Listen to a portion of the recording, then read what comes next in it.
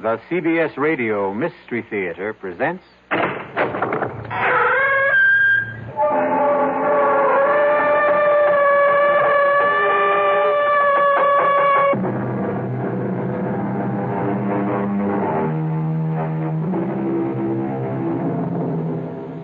in. Welcome. I'm E.G. Marshall. Welcome to the sounds of suspense. To the fear you can hear, to the terrifying world of the imagination. I'm your guide for a journey up a mysterious mountain. Deadman's Mountain is what it's called. Going is really no problem. It's coming down that separates the living from the dead. Doctor, a man simply cannot age 40 years in one night. I wish I knew what to tell you, Mr. Johnson. I saw George last evening at dinner. He was 35. This morning, he's close to 80. But how could that happen? He went where he had no business going. Up Deadman's Mountain. Is there some kind of disease up there? Some germ? Some virus that can age a man? None that is known to science. Then how do you account for it? Probably the Indian legend is correct. Some evil spirit up there hates to be disturbed.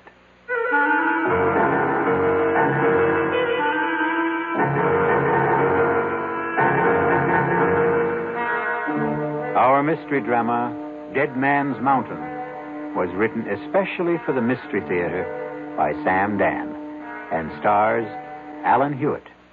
It is sponsored in part by the Kellogg Company, makers of Kellogg's Special K cereal. I'll return shortly with Act One. Hi, son. Hi, Mom. Hi, Dad. Hi, Junior. Kellogg's Special K presents Junior Gives Up. Junior, why aren't you eating your Special K? It's your favorite cereal. Oh, just 'cause. Just 'cause why, honey? Just 'cause Darla said some evil things about it. That's just 'cause why. Hi, Mom. Hi, Dad. Hi, Darla. Hi, Sis. Hi, Junior. Darla, what did you tell Junior about his Special K? Daddy, all I told him was that Special K is good for us. Yeah, and anything that's good for me never seems to taste good. But, Junior, you already know that Special K tastes good. Who do I believe? Darla or my taste buds? What's that, son? Oh, nothing, Dad. Son, Special K is America's favorite high-protein cereal. It's got minerals, vitamins, iron, and all those good, nutritious things. But it got to be so popular over the years because it tastes good, too. You mean it's good for me and tastes good, too? Right, son. Right, Dad. Right, Junior. Right, Mom. Right. Right, indeed. Start your balanced breakfast with Kellogg's Special K. It's nutritious and delicious. Right, Dad. When occasional heartburn or acid indigestion is combined with a gassy, foolish feeling, that's what we call gassed indigestion. Digel is made for gassed indigestion because Digel is different. It does more than plain add acids. Digel reduces excess acid while its patented simethicone gets rid of trapped gas fast. Use only as directed. Digel for gassed indigestion. No plain add acid can do what Digel can. Was I embarrassed? Even though I used an adhesive on my dentures, they still came loose during dinner. And when I had to be... This denture wearer should change to Cushion Grip, a soft, pliable thermoplastic adhesive that even hot or cold liquids can't dissolve. That's why Cushion Grip lasts and holds dentures much longer than ordinary powder, paste, or cream adhesives you often must apply 2 or 3 times daily. For new, long-lasting security, new comfort, change to Cushion Grip.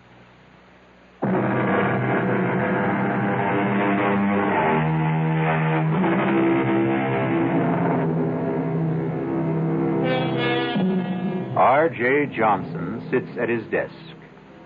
Yes, the R.J. Johnson. The mysterious, the remote R.J. Johnson. I better explain that. His ways are mysterious, except when his plans include you.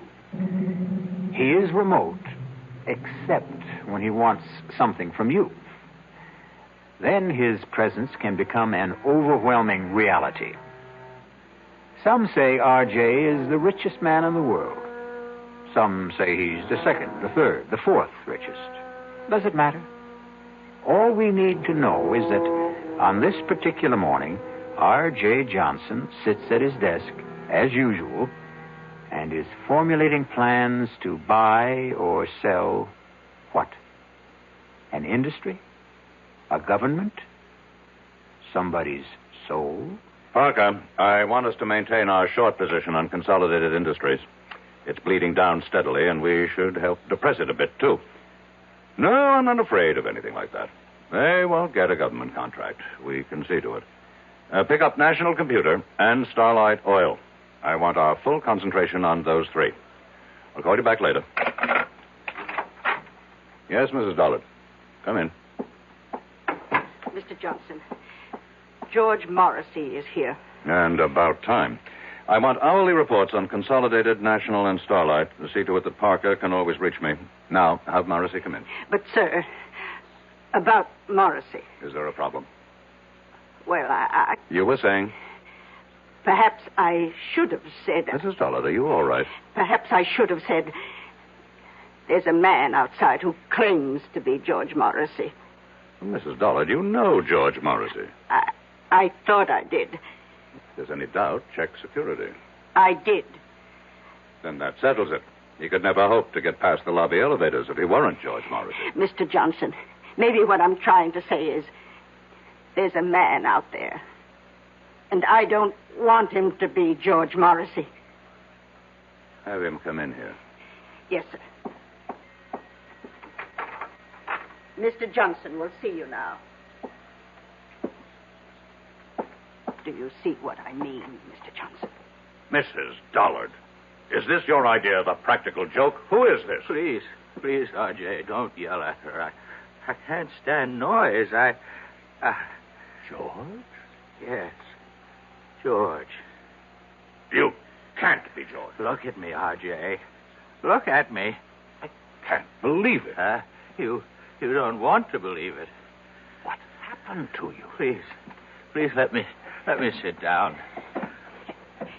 He walked out of this office 3 weeks ago.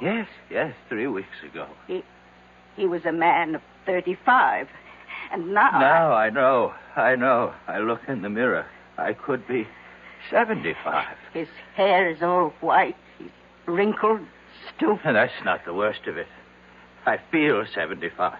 I couldn't even walk without this cane. George, the first thing you have to do is tell me exactly what happened. I was at Manitou Mountain, getting the development deal set, and R.J., listen, we'll have to forget it. Give it up. What are you saying? I'm saying forget it. Look at what happened to me. They said, all the locals, they said the mountain was haunted. Terrible things would happen to anyone who went up there. Talk sense. Can't you believe your eyes, R.J.? Look at what happened to me. George, start at the beginning. I couldn't get anyone to drive up the mountain road. So I hired a car. I drove it myself. I drove it up the mountain and... Yes, and? And that's all I remember, R.J. I must have passed out up there. But something did happen. It's like a nightmare. I can't bring it into focus. Just flashes of it. Terrible things. Be specific. What kind of terrible things? Shapes, forms, voices, saying I was going to die, that my life was falling away, that it was disappearing. What kind of shapes? What sort of forms? I don't know. What size were they? What color? I don't know. You say voices. What kind? High, low? R.J., I were they don't men's know. voices? Women's? I can't remember. I can't now pull remember. yourself together. Pull myself together. Look at me. I'm an old man. I've been robbed of half my life. Now think. How long did you stay on the mountain? I don't know. Somehow I managed to get the car turned around. I drove back to town. I found a doctor. What's his name? I don't know. What did he say? I can't remember. R.J., I came here to warn you. The mountain, it's haunted. It's cursed. Give up the project. Mrs. Dollard, call Dr. Waterson. No. Doctor can't help me anymore. But I can help you, R.J. Give it up. Give up the project.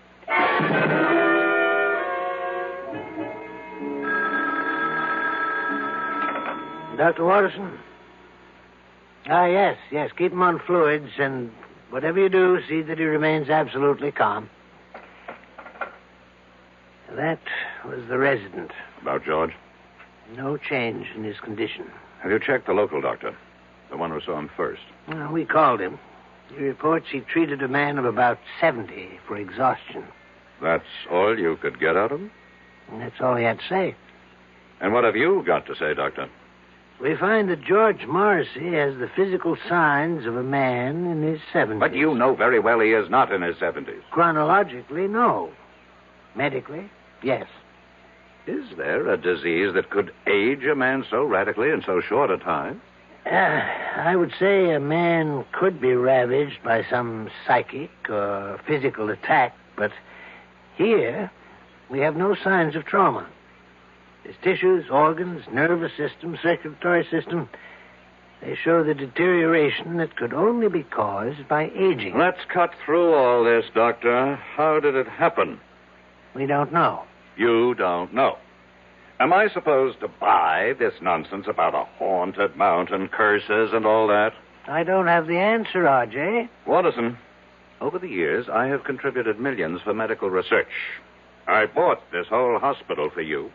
So, are you telling me that now, when I need some answers, I'm not going to get anything for my money? I'm telling you that we have no answers at this time. Is it possible that George could be faking? Why should he want to fake? Answer my question. The answer's no. I want to see him. He's very weak. Is it important? I don't make unimportant requests. Well, just for a minute or two at most. And please, don't excite him.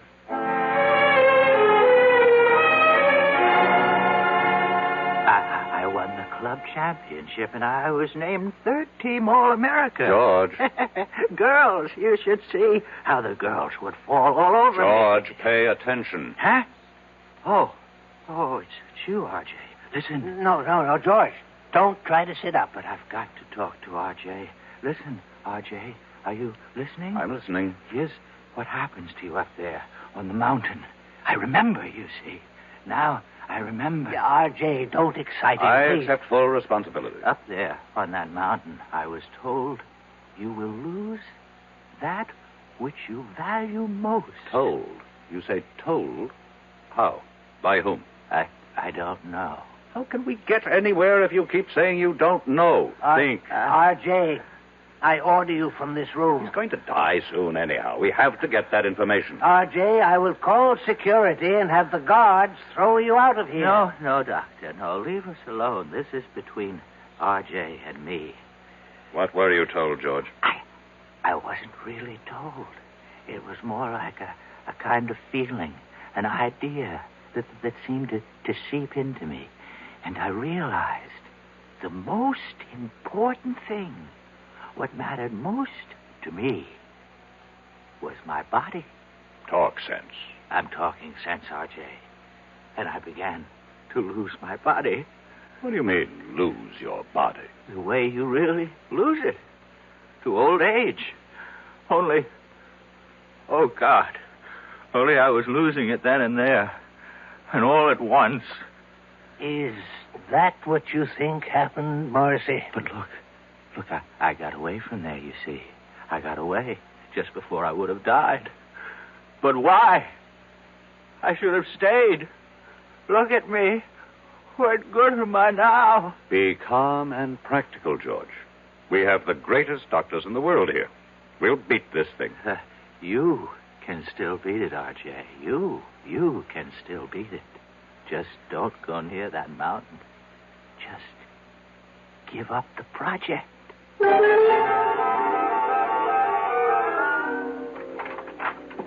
You wanted me, Mr. Johnson? Has Parker called while I was out? Yes, sir. He reported in. Consolidated stock is still falling. That's good. National Computer is rising. And Starlight Oil is doing well with the new government. Tell him to increase our holdings. Try 10%. Now, cancel the rest of today and all of tomorrow. Yes, sir. Call Chuck Daly. I want him here in 3/4 of an hour. Sir. What is it? Well, Chuck's about to leave for Florida. His daughter's getting married this afternoon. Tell him he is to fly me up to the Manitou Mountain area. But, Mr. Johnson, Now, what is it, Mrs. Dollard? you can't go up to Manitou Mountain. Why not? You saw what happened. What did happen? You saw George Morrissey. About George Morrissey. Either he caught a disease... But medical science doesn't know of such a disease. Medical science is constantly being surprised. Obviously, someone does not want me to develop the Manitou Mountain Resort Complex.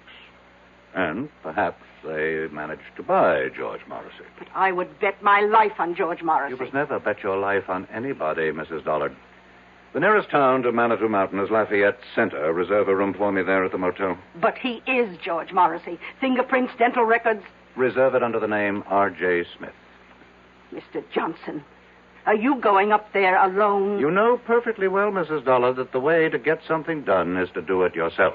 But isn't it dangerous for you to go? Mrs. Dollard, I have complete freedom of action because, as you know very well, practically nobody on the outside has the faintest idea of what I look like.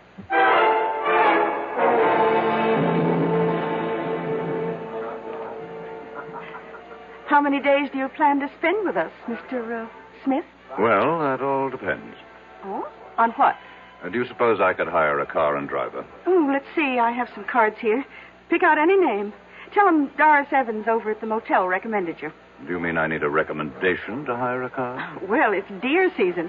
Can't expect a man to concentrate on his business. I would think you can if you pay him and he recognizes his obligation. Well, I can see you're a very serious-minded person, Mr. Smith. What brings you up to our frivolous part of the world? I intend to do some sightseeing. Sightseeing? Well, I hear you have some very beautiful country. Oh, yes, we do have a lot of very beautiful country up here. Wild, unspoiled. And we aim to keep it that way, too. Tell me, is there a doctor in town? Oh, I hope nothing's wrong. I wouldn't want you to get sick on us while you're here. No, I should just be checked every now and then. Oh, well, we do have Doc Stallings. Does he have office hours now? His office hours are when he's not hunting or fishing. But I think he'd give up a chance at a 12-point buck for you. Why? Well, he doesn't get an opportunity like this every day. To do what? To treat the world-famous R.J. Johnson. I see. How did you know I'm sorry. Really, I shouldn't have given it away.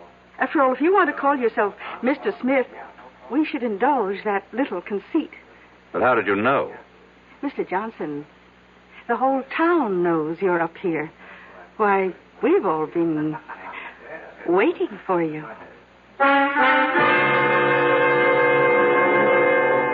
We've all been waiting. Waiting for what reason?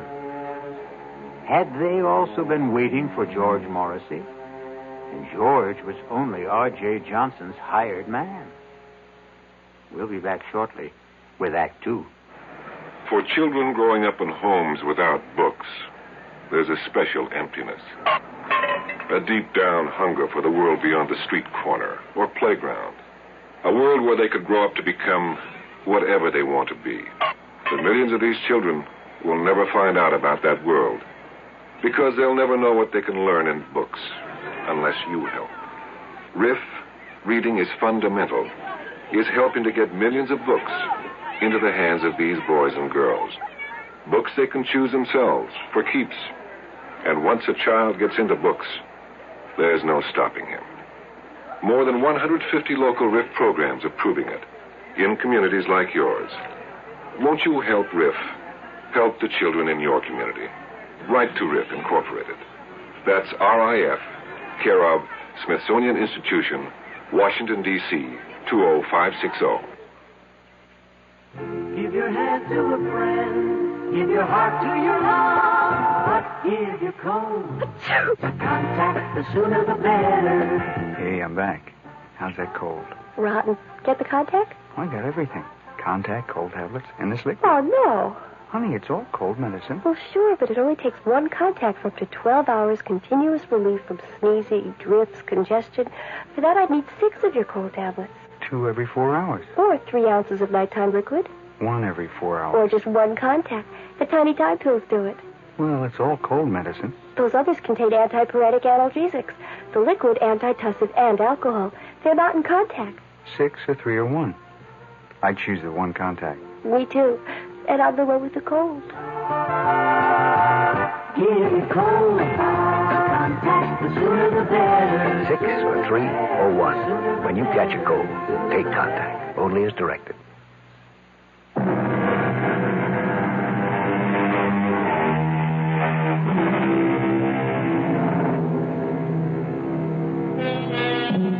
One of the world's wealthiest men sits in the tiny lobby of a small motel in an out-of-the-way village somewhere in the Adirondacks. And suddenly he feels that all of his money and power somehow seem to be very far away at this anxious moment. You say the whole town's been waiting for me, Mrs. Evans? Yes, we've been waiting. Why? Well, you own us now. I own you. In a manner of speaking. You own all the land that surrounds this village. I would think of myself as more of a neighbor. Well, we don't think your plans for the area will make you a good neighbor. You had your chance to protest against the project at the hearing. And we did. And after the legislature weighed all the pros and cons, they acted in the interests of the entire state, not your narrow provincial prejudices. You really believe that, don't you? I certainly do. Well, we know why certain votes went a certain way. Oh, do you? Suppose you tell me. We know there was bribery and pressure. Really? None of this was found by the special prosecutor's office. Well, I must admit, though, I admire your courage. My courage? To come up here, all alone, without your thugs. Oh, just a minute, Mrs. Evans. Oh, they have clean fingernails, excellent manners, college degrees. But they help you to steal and cover your tracks. In that sense, they're no better than common thugs. You really believe that, don't you? Now, let me set you straight. I have never done anything illegal. Oh, you can't be serious. No court has ever found me guilty of any crime. Congratulations. But here's what I am guilty of. Success. And this has earned me the envy and the hatred of millions of people. But that's human nature. I understand that. What I don't understand is the attitude of the people in this town. I'm not taking anything from you. I'm going to make every one of you rich. Can't you believe it? Oh, yes. We believe it. Do you have any idea how property values in this town will skyrocket when the development is here? Yes, indeed. Then why is everybody so unhappy? You know, you remind me of my husband. My late husband, that is. In what way? He was an unsuccessful version of you. He also worshipped money. But he didn't know how to make it. Now, what happened to your husband?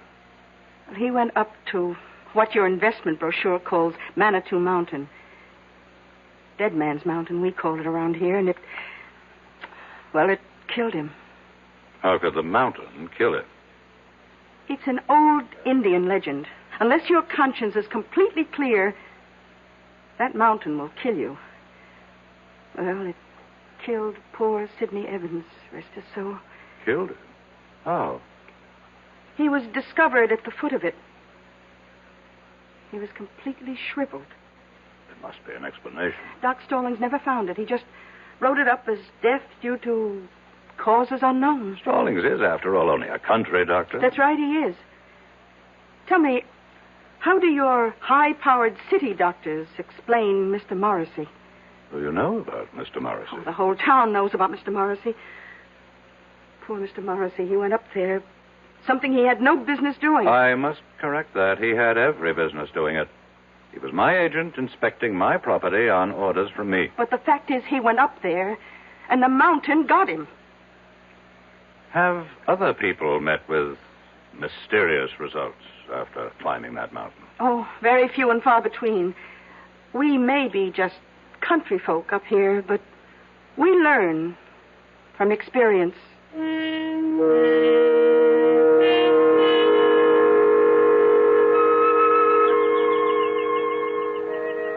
Are you Dr. Stallings?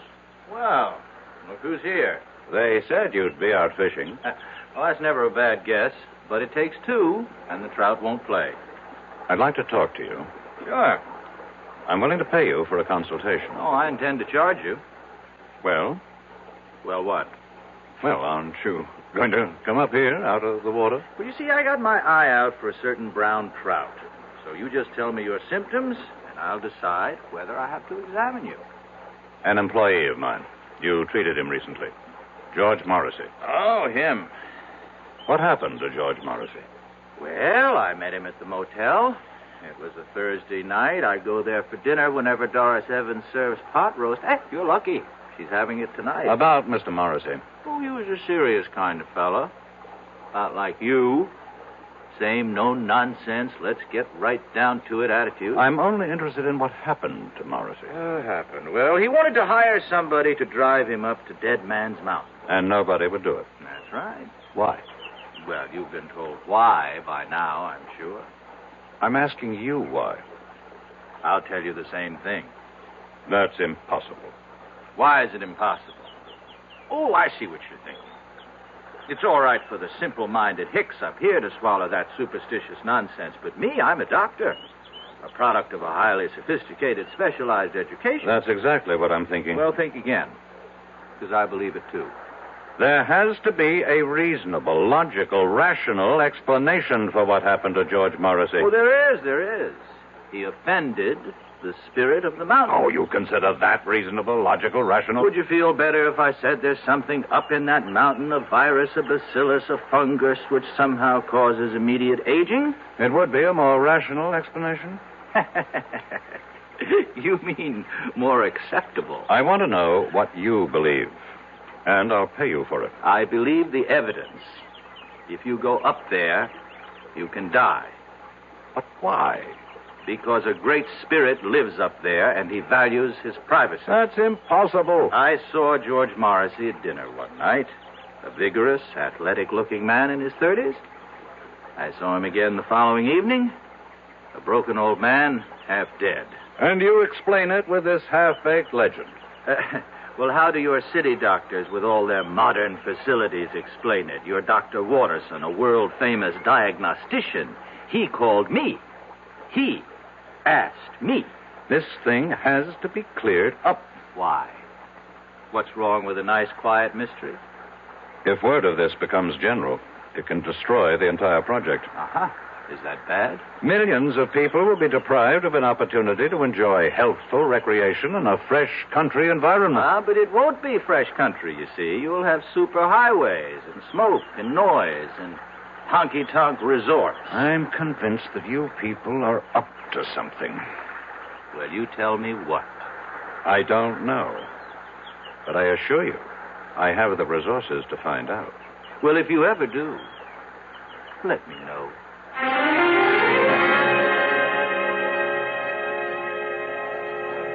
Well, did you find Doc Stallings? My secretary should have called me on the hour. Oh, she did. We serve dinner till 9:30, but the best time to eat's around 6. From then on, it's leftovers. I'll have a sandwich sent up to my room. Oh, you're joking. I don't tell jokes. You mean all you want for dinner is a sandwich? Mrs. Evans, food is merely fuel. The body is just a machine, and so my tastes are very simple. Whom do rich men think they impress when they say they have simple tastes?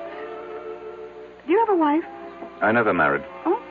Well, so far we've eliminated wine and women. I can see by looking at you that there isn't too much song.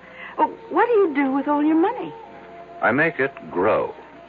Well, whatever you do, don't go up that mountain. I don't think I need any more advice from anyone around here. I would like to place a call to New York. You go up that mountain, and when you come down, you'll be penniless. You have my secretary's number there. Please put it through. Just remember, I told you.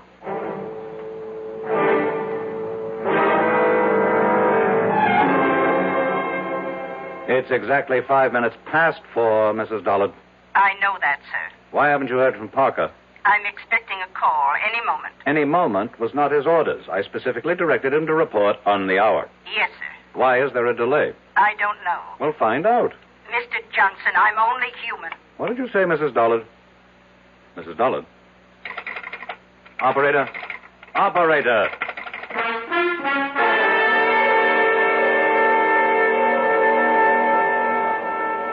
Now, see here, Mrs. Evans. Oh, Mr. Johnson, I was just trying to reach your room. I've been cut off in the middle of a crucial telephone call. Carlotta, the phone company operator, she just told me that we can't get through to New York for a bit. What are you saying? Well, you've seen those signs along the roads. Look out for falling rocks.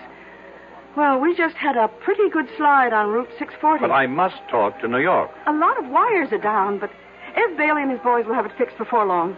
Oh, hi, Doc. Hello, Doris. And why does the celebrated R.J. Johnson look so agitated? Well, he can't make a phone call. Oh, my. You know, Mr. Johnson, as a physician, I have a prescription that could keep you healthy and happy for years. Doctor, I'm in no mood for your folksy philosophy. I have to make a phone call. Don't you want to hear my prescription? How long will it take to repair the lines? So, maybe an hour. An hour? Maybe less. I would prescribe the following. Chuck it all, Mr. Johnson. Give it up, settle down here, and marry Doris. Oh, I'm not sure I'd want to marry him, Doc. I'm not out to marry anybody. Oh, why not? What's going on in this town? Are you people crazy? Where's the police station? The police station? Well, we do have a sheriff. Send for him. What do you want the sheriff for? There has to be some kind of plot. Where can I find the sheriff? Oh, you don't have to find him. He's coming in the door right now. Hi, Elwood. Evening, folks. A gentleman here wants to see you, Elwood. Yes, sir. Sheriff, I need your help. That's what we're here for, sir. My name is R.J. Johnson. Pleased to meet you. Sheriff, these people are trying to... Yes, sir? These people are out to do me harm. Which people? Among others, these two. Yeah, but Doc Stallings here is the greatest guy you'd ever hope to meet. Matter of fact, he takes care of me. And I personally vouch for Doris. She's my sister.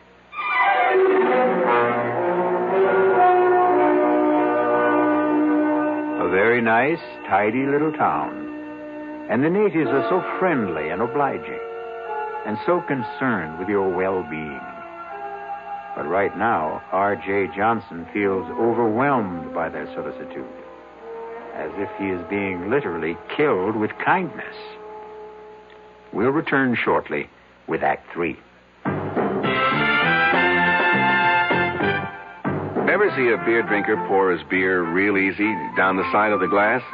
Maybe you do it yourself. If so, the Budweiser brewmaster thinks you're missing something, especially if you're a Budweiser drinker. You see, Bud is brewed, so it will kick up a healthy head of foam. Exclusive beechwood aging and natural carbonation make it a lively brew. Well, anyway, pouring Bud plunk down the middle of the glass helps bring out the best in that clean white Budweiser foam and real beer aroma. It also helps you get the full benefit of a taste, smoothness, and drinkability you'll find in no other beer at any price. Remember, brewing beer right does make a difference. Next time, pour that Budweiser right down the middle and see for yourself. Anheuser-Busch, St. Louis. I'm Art Linkletter, and I'd like to talk about something that everybody loves. Babies. Play School has introduced a group of fascinating baby toys. Play School, a Milton Bradley company, has been making toys for generations of preschool children. And their baby toys are just terrific. They're fun and safe. Babies will love the Baby Action Ball. They can grasp it, roll it, shake it, or throw it. The Baby Mirror of unbreakable stainless steel introduces them to the most important person in the world when they look into the mirror, themselves. The Play School Toddler Truck is great for baby to scoot around in, and it even has a miniature telephone for baby's first phone calls. My children are grown up now, but if they were babies, I know what I'd want them to have, the Play School Baby Toys. Your children are going to love making discoveries every day with Play School's new baby toys. And every day is a good day to make a baby happy.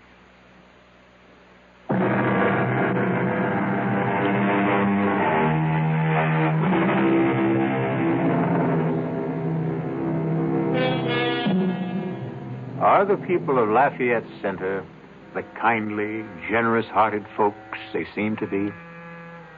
Or is this a place of evil where death waits for strangers, especially a wealthy stranger like R.J. Johnson? How are these good people out to harm you, Mr. Johnson? I don't know, Sheriff, but something is going on. And I demand protection until I can get some of my own people up here. You got to appreciate my position, Mr. Johnson. There's nothing I can do unless you make a choice. Well, we're only trying to help him, Elwood. You see, I look at this man's face and I hear the tension in his voice and I see his color, you know. So I say to him, change your way of life. Settle down up here. Is that harming him? Well, it doesn't seem like it. I recommend a more regular routine. And we both keep warning him, stay away from Deadman's Mountain. Mr. Johnson? Talking about, for reasons best known to yourselves, you people are determined to keep strangers at a distance. Oh, we'd only be too happy if more folks would move up here. And so you invented this nonsense about a cursed and haunted mountain. But why? You know why, Sheriff.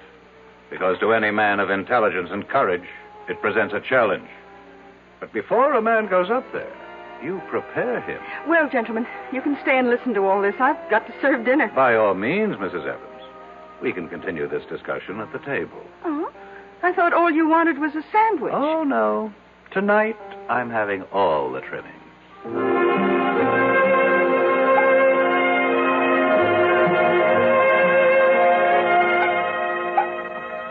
Here you are, Mr. Johnson. Thank you. Pot roast, mashed potatoes, peas and carrots. Now, that's a cure for whatever ails you. Hold on. Dr. Stallings, change plates with me, please. Why? It's the same portion. Except I always give you a little bit less, Doc. Would you mind changing plates, Doctor? No, not if you tell me why. Since I'm going up to the mountain, there could be something in this food. A drug, perhaps. Oh, I like that. Very well, Mr. Johnson. Here, have it your way. You say you're going up the mountain? Yes. After all we told you? I'm going up that mountain to prove that it's just an ordinary piece of undeveloped country real estate. Can you stop him? Why does everybody want to stop me? Well, look what it did to your Mr. Morrissey. Suppose, for the sake of argument, there is something dangerous up there, and it gets me. Isn't that to your interest? Without me, there can't be a development project. Well, we have a more basic interest. We have obligations as human beings. Well, now, I will need a car. There's a road, I assume. Oh, yes, sir. Leads up to the top. But why go now? At night? Because the word should get around.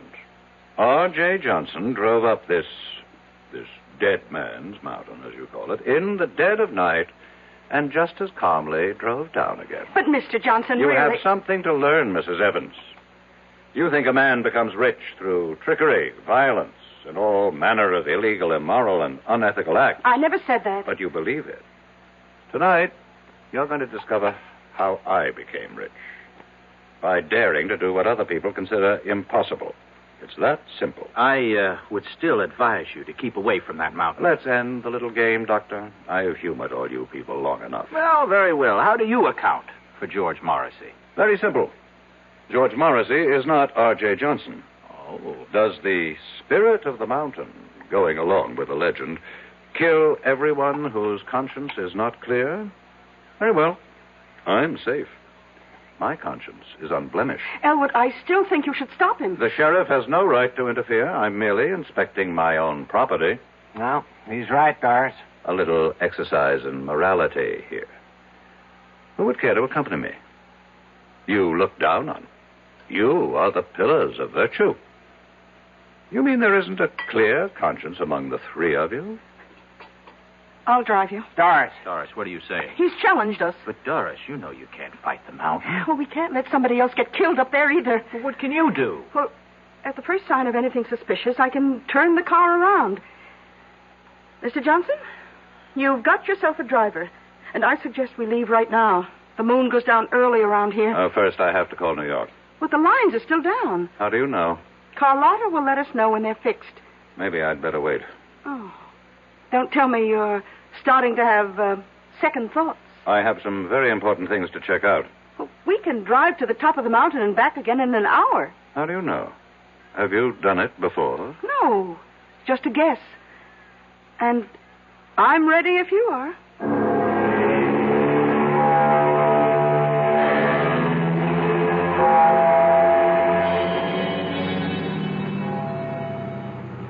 Well? What is it, Mrs. Evans? Well, we're here. We're at the foot of Deadman's Mountain. And there, You see, on your right Hmm? is the dirt road that leads upward. How far? Oh, I don't know. Well, what are we waiting for? You won't change your mind, Mr. Johnson? No. I still don't understand why you have to do this. This is another reason why I'm a rich man. I buy stock nobody else believes in. I finance schemes other people think are harebrained. I back men no one else will work with. And I climb mountains everyone else is scared by. I'm climbing this mountain, too. Then you also deserve to be rich. Well, do we go ahead or do we turn back? One must always go ahead, Mrs. Evans. Then, here goes.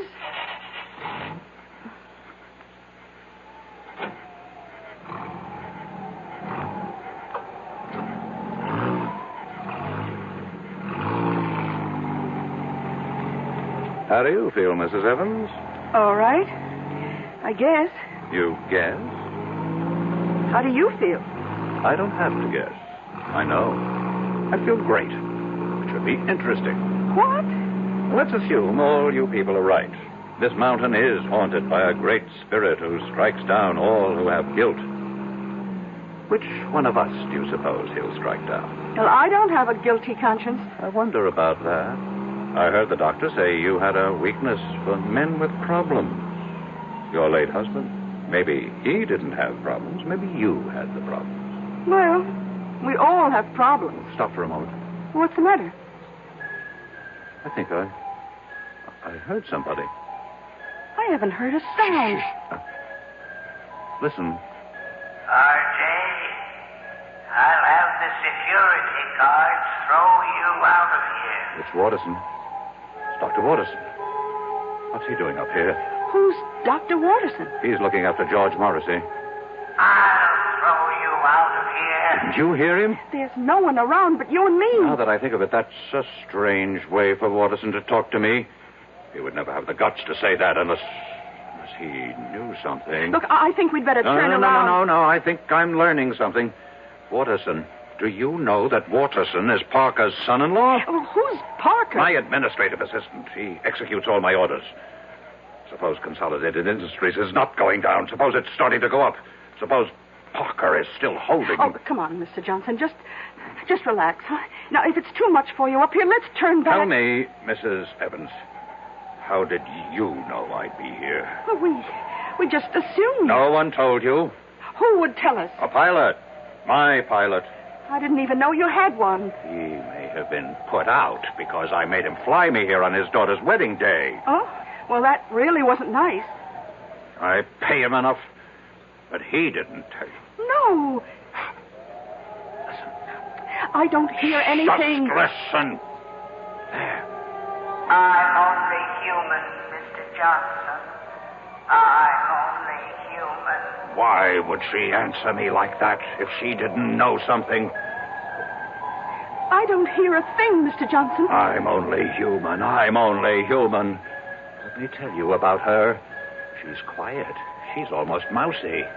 But she's ambitious. I can tell. I've made her a rich woman. She's in on it. She's in on it, too. She and Parker and Morrissey. They worked it out. And you're in on it, too. Me? They wanted me out of the way. And so all of you got together. You worked up this phony scheme. Look, we're going to turn back. Answer the phone. What phone? Answer it. Hello. Hello. Mr. Johnson, I have the latest quote on Consolidated. It's going up. It can't go up. It's gone up 5 points so far. Get Parker. Close it out. Close it out. I can't find Parker. Get him. Get him. Mrs. Dollard. Mrs. Dollard. Who are you talking to? My secretary. She hung up on me. How could she hang up? There's no phone. Consolidated is going up. But there's no stock market at night. Mr. Johnson, it's going crazy. National computer is going down. Have Parker sell at once. I can't find Parker. Mrs. Dollard. Mrs. Dollard. She's gone again. Listen to me, Mr. Johnson. Please, listen. Do you know how much money I've lost so far? Please, listen. You have nothing to be afraid of. It's just a legend. Who can be sure it's true?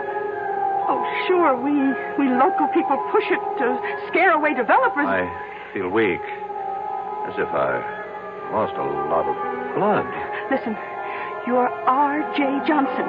You're not to be taken in with this superstitious nonsense. Fight it off. I can't. I'm trying. But all my strength is going.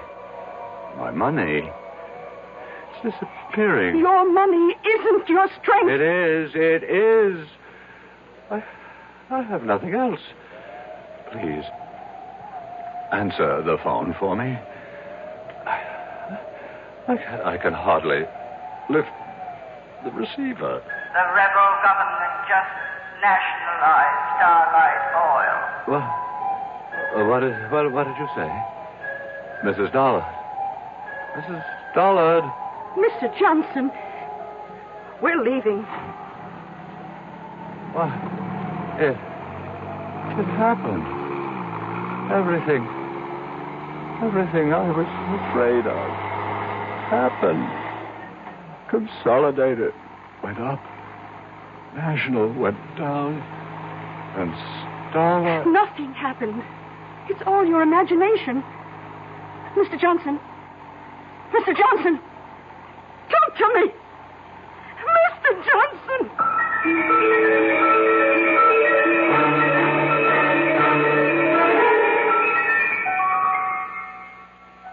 He's dead. How? Why? Doris, I don't know. There isn't a mark or a sign on him. It's as if all the force and vital energy just left his body. Well, maybe it's all for the best. He was in trouble. Trouble? It was on the news. Some of his holdings went haywire for some reason. 3 big companies. He's out millions. He may have died just in time. The mountain. The mountain. What about the mountain? It's true. Every word we say about it. It's true. Oh, come on, sis. How can it be true? The mountain killed him. It took away his money. Doris, are you all right? I don't know. I don't know yet. I wonder. What did it do to me? Well, what did it do to Doris? Everybody loses what he values most up on Deadman's Mountain, as the saying goes. Maybe Doris had fallen in love with R.J., and thus the mountain robbed her, too. I'll be back shortly. Who knows how to help you solve your shopping problems?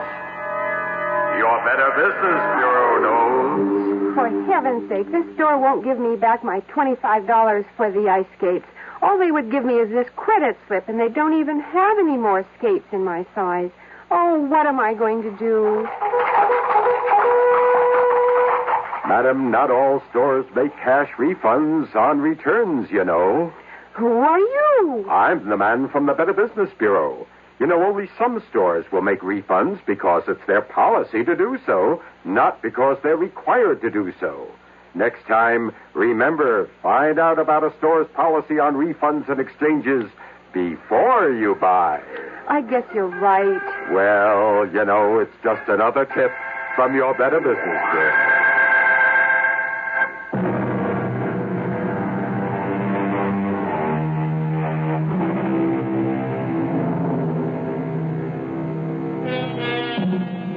Haunted mountains. Did this one cause certain stocks to go up and down one day recently? It certainly seems no more far-fetched than some of the explanations people have for the market. The cast in our exercise in The Extraordinary included Alan Hewitt, Bryna Rayburn, William Redfield, and Robert Dryden. The entire production was under the direction of Hyman Brown. Now, a preview of our next tale. The only way to learn how to swim? is to jump in the water, right? I simply can't make you understand, can Well, maybe I can make you understand. Forget it. You want to get that dinner ready? I'm hungry. I? Yes, I'm going now. Look, why don't you change first? Change? Yeah, your clothes. Get more comfortable. Yes, I think I'd like to do that, George. I won't be long.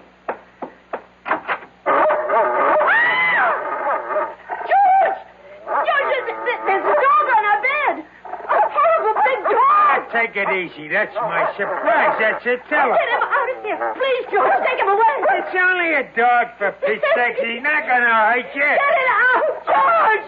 Please. Radio Mystery Theater was sponsored in part by Anheuser-Busch Incorporated, brewers of Budweiser. This is E.G. Marshall inviting you to return to our Mystery Theater for another adventure in the macabre. Until next time, pleasant dreams.